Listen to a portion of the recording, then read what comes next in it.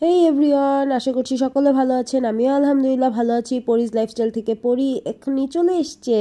তো আমার এক্সাম ছিল, তো আমি ভার্সিটিতে পৌঁছে গিয়েছি। তো আজকে স্টুডেন্ট খুবই কম ইউনিভার্সিটিতে, কারণ সকলেরই এক্সাম চলছে।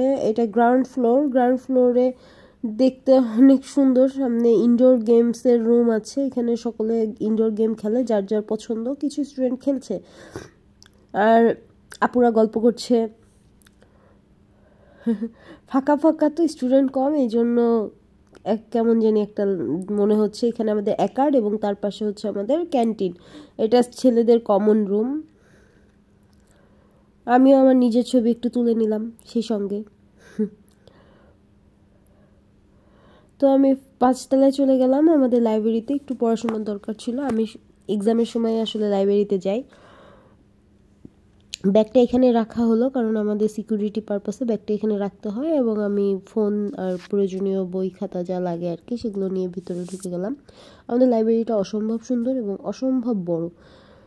অনেক টাইপের বই আছে এখানে, যদিও আমি কখনো নিয়ে পড়িনি, আমার ফ্রেন্ডরা বলেছে। এবং আমার রাইট সাইডে আমাদের সিইসি ডিপার্টমেন্টে যত থিসিস প্রজেক্ট যেই বুকগুলো লেখা হয়, সেই বুকগুলো এখানে থাকে। তো এগুলো দেখছিলাম যে কোনো এক সময় আমারও এরকম একটা বই থাকবে এখানে। ভাবতেই খুব অবাক লাগে। যদিও লাস্ট সেমিস্টার থিসিস চলছে আমাদের। কত তাড়াতাড়ি সময় চলে যায়। সেই দিন ভর্তি হইলাম, সেই দিন আমরা ওরিয়েন্টেশন প্রোগ্রাম করলাম, আর এখন লাস্ট সেমিস্টার। ভার্সিটির সঙ্গে আসলে পরিচয় হওয়ার আগেই ভার্সিটি শেষ হয়ে গেল। তো এই কিছু আপুরা পড়াশোনা করছিল, আমি আমার ফ্রেন্ডের জন্য ওয়েট করছিলাম। পরে আমার ফ্রেন্ড আসলে, ওর সঙ্গে একটু পড়াশোনা করার পরে আমি বললাম আমাকে একটু ছবি তুলে দে। তো আমার একটু ছবি তুলে দিল। এই তো তো নিজেকে মডেল হিসেবে দেখতে ভালোই লাগছিল। তারপরে আমি এক্সাম শেষ করে বের হলাম বিধ্বস্ত অবস্থায়, পুরোপুরি বিধ্বস্ত। সারাদিন অফিস দেন এক্সাম, এই সব কিছু শেষ করে যখন আমি বাসার দিকে রওনা দিলাম, তো আমার নিজেকে দেখতে খুবই টায়ার্ড লাগছিল। সারা কিছুর দুঃখ কষ্ট সব আমার ক্লান্তি ভরা একটা চেহারা। আবার ঠিক হয়ে যাবে পরের দিন সকালে। তো বাসায় আসার পথে আমি ঝুড়ি ভাজা দেখলাম।